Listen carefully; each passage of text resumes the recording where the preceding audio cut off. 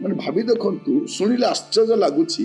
3 ଜଣ ଏଡ଼େ ବଡ଼ ସାମ୍ରାଜ୍ୟରେ ଦାନିଏଲକୁ ମିଶାଇଲେ 4 ଜଣ। ସେଠି କେହି ଆଉ ବିଶ୍ୱାସୀ ବି ନାହାନ୍ତି, ପ୍ରଭୁଙ୍କୁ ଜାଣିବା ଲୋକ ନାହାନ୍ତି, ତାଙ୍କର ଆଗରେ ପଛରେ କେହି ନାହାନ୍ତି। ଏମାନଙ୍କୁ ବନ୍ଦୀ ଅବସ୍ଥାରେ ନିଆଯାଇଛି। ଏବେ କାମ ଟିକେ ଟିକେ ମିଳିଛି ଏମାନଙ୍କୁ। ସେମିତି ସମୟରେ ଏ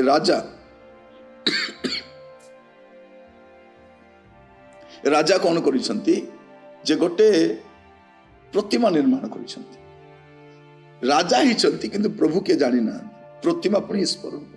ସେ ପ୍ରତିମା ନିର୍ମାଣ କରିଛନ୍ତି, ଆଉ ତା ମଧ୍ୟ ସୁବର୍ଣ୍ଣ ପ୍ରତିମା, ପଥରର ନୁହଁ, ସୁବର୍ଣ୍ଣ ପ୍ରତିମା, କାଠର ବି ନୁହଁ, ସୁବର୍ଣ୍ଣ ପ୍ରତିମା। ତ ପ୍ରତିମା ସେ କଣ କରିଛନ୍ତି, ନିର୍ମାଣ କରିଛନ୍ତି, ଆଉ କହୁଛନ୍ତି ପ୍ରଣାମ କର। ତୁମାନେ କାହିଁକି ପ୍ରଣାମ କରୁନ? ତମର ମନସ୍ଥ କଣ? ତମେ ଚିନ୍ତା କଣ? କାହିଁକି କରୁନ?